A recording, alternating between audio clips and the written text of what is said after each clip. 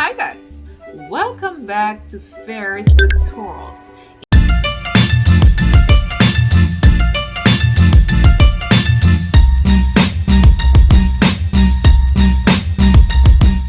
CSEC Food, Nutrition and Health. In this episode, we're looking at past paper question for the exam year 2021, and we're looking at question 6.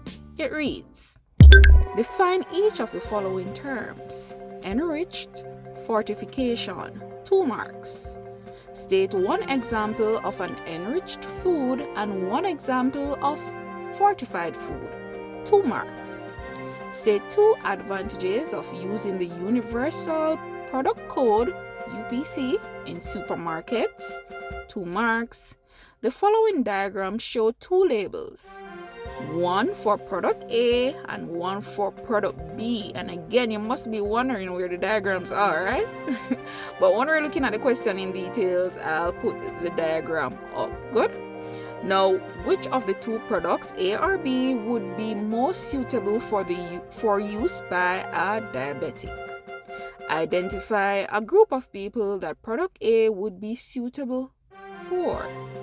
And the final question is, complete the table by naming one food in which the spices or herbs listed are likely to be used.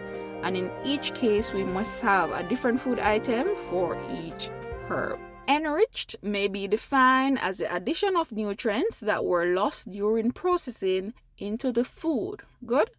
So enriched means that these nutrients are added back to the food items because they were lost during the processing of the food. Term fortification, it may be defined as a process by which the food value of a product is improved by the addition of certain nutrients, especially vitamins and minerals.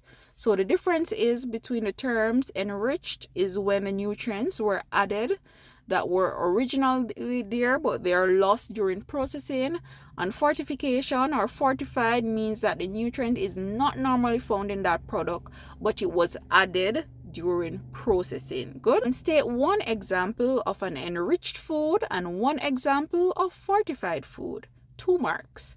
Now, examples of enriched food, it asks for one, but we have some here. It says B vitamin that is added into flour, so we end up with enriched flour, enriched rice, enriched cereals, or even enriched juices. Good.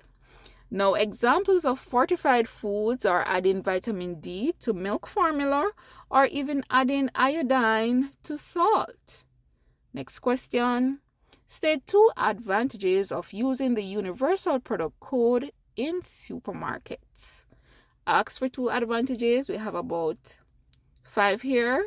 So you can select some that you're most comfortable with if you see this question. So 1. It easily identifies the product by manufacturer and item. 2. It can be read quickly by machines, example computers. 3. It allows a scanner to read the barcode and transit the code number to a computer that stores prices and other information on all items carried. Next point, it facilitates quick customer checkout. And finally, it automatically updates the stock, right? So those are the advantages of using the Universal Product Code, or we may say UPC, in supermarkets. Next question. The following diagram shows 2 labels, one for product A and one for product B. First question, which of the 2 products, A or B, would be most suitable use for a diabetic? Now let's think about the need of a diabetic. So someone who is diabetic, meaning that their insulin, it may be acquired, it may be because of inheritance, or it may be because of the insulin just starts to malfunction, right?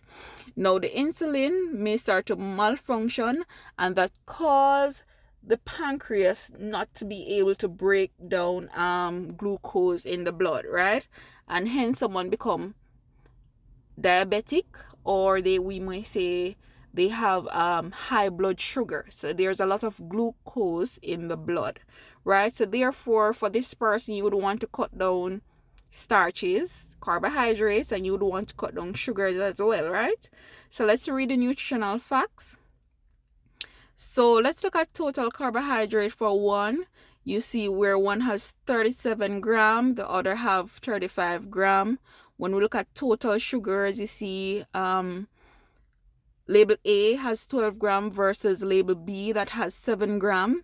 Even looking at added sugars, you can see where label A has 10 gram added sugar, which is 20%, and compared to product B that has 4 gram added sugar, which is 8%, right? So we have to look at those things. We have to look at the total carbohydrate, the total amount of sugar that is in the product for us to determine which one is more suitable for a diabetic person, right?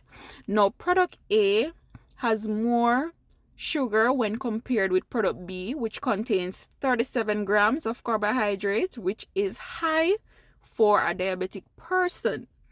In addition to the carbohydrate intake, there is 10 grams of added sugar, which represents 20% of the total calorie intake of carbohydrate. So therefore, product B would be more suitable for the diabetic person.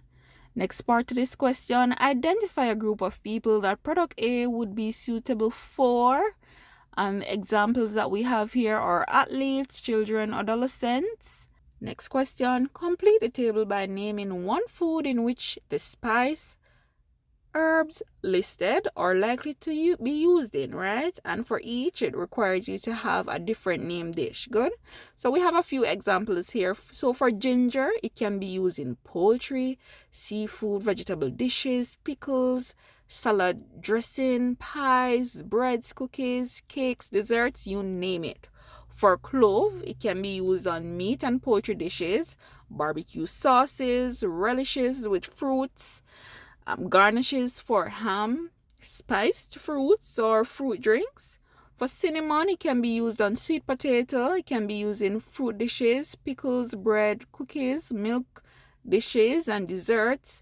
And thyme can be used in poultry, seafood, eggs, cheese, and vegetable dishes. It can also be used as a bouquet garni for soups, stuffings, and it also can be used in salad dressings, right? So it required you to have different dishes for each.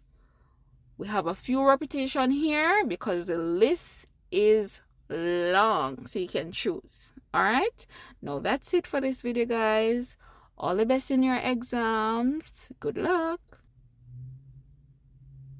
You're awesome. You've made it to the end of the session. Please remember to subscribe, hit that like button, and turn on your post notification bells so that you can be notified when there's another upload. Most important of all, share with persons who you know will find this information useful. Thank you for making it very